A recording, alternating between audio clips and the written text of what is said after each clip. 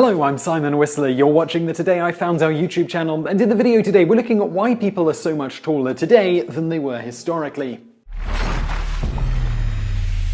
Over the last half-century or so, humans as a group have grown significantly taller, with men from Western industrialized countries being today on average 3 to 7 inches, that's 7 to 18 centimeters taller, than their counterparts in the mid-19th century.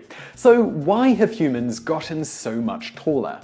There is very strong evidence that this simply comes down to nutrition and the body's ability to fully benefit from said nutrition via not getting certain diseases that hinder the absorption of consumed nutrients. That the environment is drastically more important than other factors, such as microevolution, is strongly indicated via looking at human height during times of relative comfort compared with times of strife. For example, examination of skeletons over human history has shown that while there have been peaks and valleys of average height across different cultures at different times, from the Stone Age through the beginning of the 19th century, there has been little significant difference in average human height on the whole. As for the peaks and valleys during the Black Death, 1346 to 1353, 60% of the European population, about 50 million people, died quite suddenly, leaving the last surviving 40% and their offspring with greater access to food and less crowded living conditions. Together, this contributed to fewer diseases and better nutrition,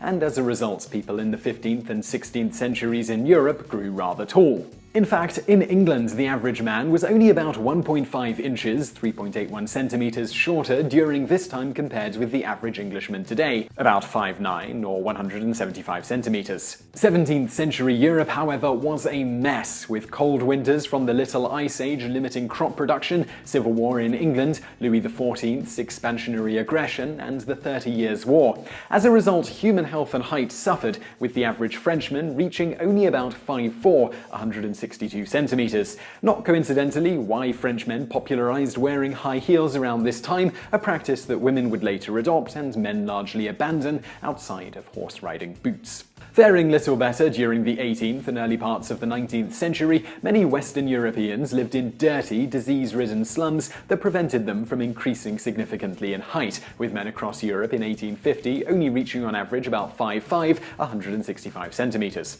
Starkly marking the difference proper diet and living conditions can make here is that 19th century English students at the Sandhurst Military Academy, the upper class, were on average a whopping 8.7 inches taller than their compatriots at the Marine Society Boys, the lower class. In the United States, things were quite different, with the average man in 1850 attaining a height of about 5'7 inches, that's 170 centimeters.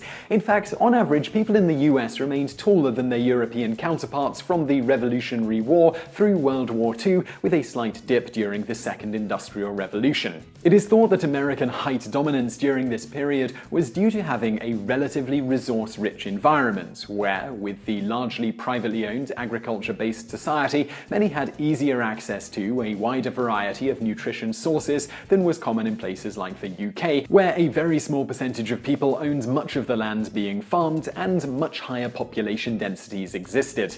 Things began to change after World War II. In the last half of the century or so, the average American height has more or less remained the same, while post-war Europeans have, on the whole, sprouted like crazy. In the most extreme case, throughout the 19th century, men and women of the Netherlands averaged roughly 5'5 inches, 166 centimeters for men, and 5'1 inches, that's 156 centimeters for women. That's relatively short for their era and region of the world. Today, the tallest people in the world are found in the Netherlands, where the average man is just over 6 feet tall, 183 centimeters, and the average woman is nearly 5'7 inches, that's 170 centimeters. By comparison, American men are 5'9 inches, 175 centimeters on average, and women are 5'4 inches, 163 centimeters. Some believe that the great strides in height made by Western Europeans over Americans can be attributed to their universal health coverage and other social policies, such as maternity services and greater parental leave, allowing for better practicality of things like breastfeeding versus formula-fed, and later more time off work, providing extra time for preparing nutritious meals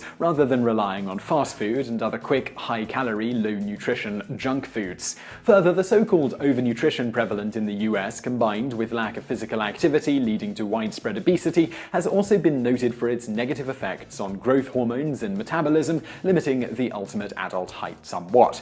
So how will humans grow with perfect nutrition and healthcare. It's generally thought the Dutch are close to the peak average human height potential, at least based on innate genetics, and Americans and others are close to it. This is probably a good thing, as the human body is not adapted well for extreme height, and those outliers who do tower over the rest of us often suffer from various pains and other debilities related to their abnormal height as they age.